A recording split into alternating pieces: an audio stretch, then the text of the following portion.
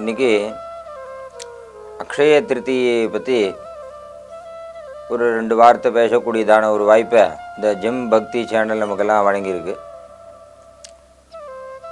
அக்ஷய திருத்தியைன்றது ஒரு புண்ணிய காலம். இதில் விசேஷமாக என்னென்னா, இந்த அக்ஷய திருத்தியைன்றது ஒரு புண்ணிய காலம். இந்த புண்ணிய காலம் எதனால் அப்படின்னாக்கா, யுகம் மொத்தம் 4: கிருத்தயுகம், திரேதாயுகம், துவாபரயுகம், கலியுகம். இதில் கிருத்தயுகமானது பிறந்த தினமானது, கிருத்தயுகம் அவதாரம் பண்ண தினம்.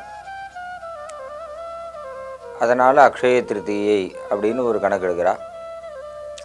இன்னொன்று, 10 அவதாரங்களுக்குள்ள மத்ஸ்யாவதாரம் முதல் அவதாரம்.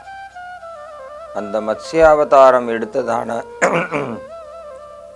தினம் இந்த அக்ஷய திருத்தியைன்னு ஒரு கணக்கு எடுக்கிறா.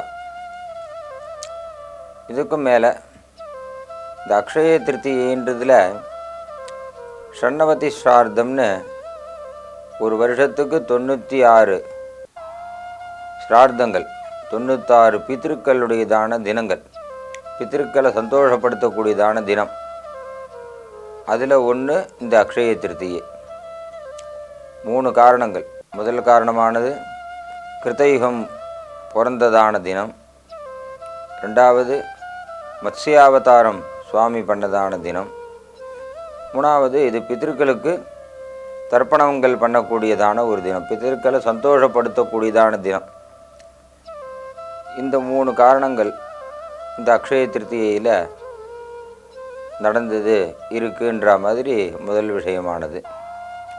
மேற்படி இந்த அக்ஷய திருத்தியையில் தெய்வ வழிபாடு ரொம்ப முக்கியம்.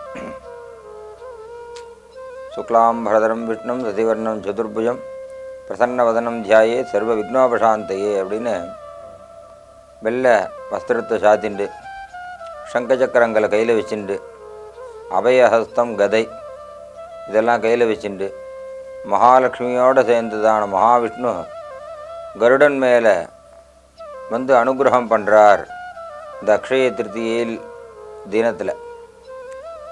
அது விசேஷமாக கும்பகோணம்ன்றதான ஒரு உயர்ந்த திவிதேசம், பாஸ்கர க்ஷேத்திரம்னு தான் சொல்லக்கூடியதான திவிதேசம்.